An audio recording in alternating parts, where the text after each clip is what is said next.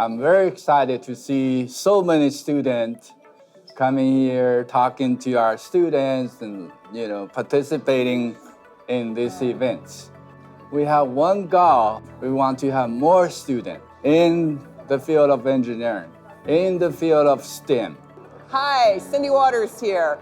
I'm so happy to be back at UTRGV for the Manufacturing Expo in support of iDream 4D.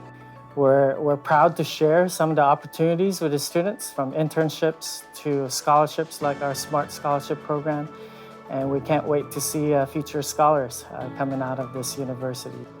Really enjoyed my visit down here. Looking forward to recruiting some folks to join the SMART program and join the DoD and really get that next generation ready.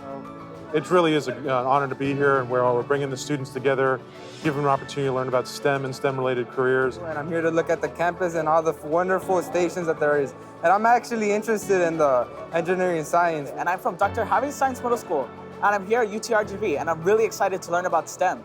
Como pueden ver, los estudiantes estarán visitando salones, profesores, exhibiciones en las cuales pueden ver qué es lo que podrán hacer ellos cuando quieran ingresar a la universidad.